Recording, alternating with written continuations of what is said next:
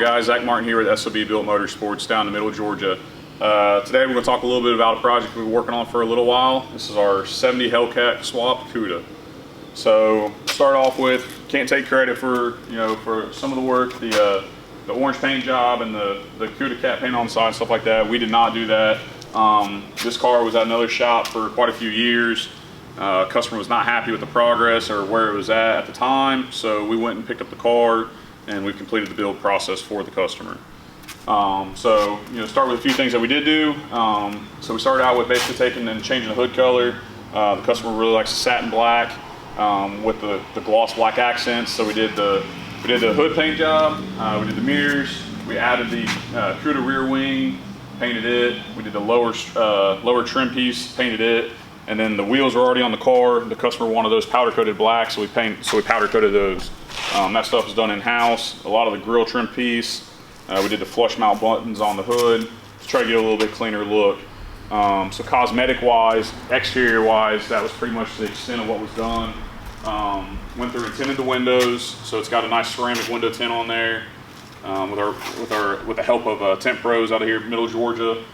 And then that's pretty much it for the aesthetic side of things. Put the billet antenna on there, got that hooked up and fixed. The customer was very adamant on having a front spoiler on this car. 70 Hellcat, not many options, a lot of universal stuff, a lot of fiberglass stuff. Nothing just really fit, nothing was a direct bolt on. And I really didn't want to put something on there that just did not look right or proportional for the car.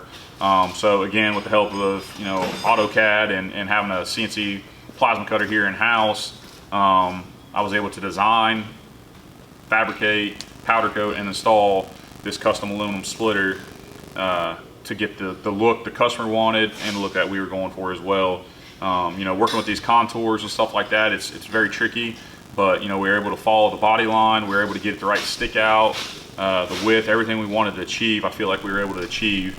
It gives it that nice low stance. It's not obnoxiously low to where you're going to be hitting stuff. I just really feel like it fits the theme of the car.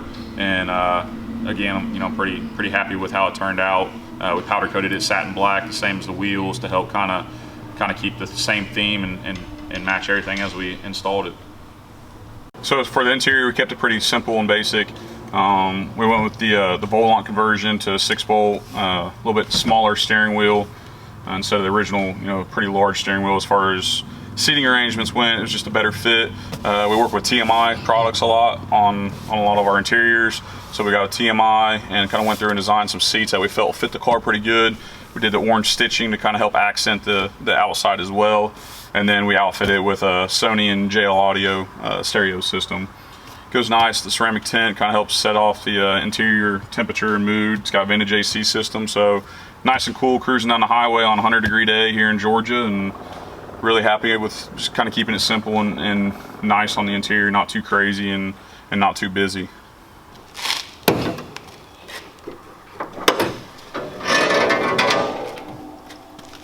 So this is a 15 model Hellcat crate engine with a Kenny Bell 2.8. We did not spec the combo for the engine nor transmission, otherwise we would have went with a much larger blower for this application.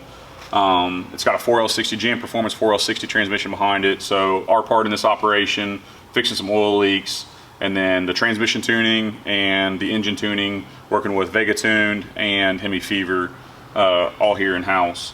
So that's pretty much our part of what was done on the inside, engine-wise. The fuel system that was in the build originally was not satisfying the needs of fuel for the car. It was a single pump setup, so we went through and changed the entire fuel system. We went to an Aeromotive Stealth in-tank dual pump setup. It's capable of supporting over 1,000 horsepower on pump gas with a blower setup. So we have some room to grow if the customer ever decides to move in that direction. So that pretty much kind of covers our power plant.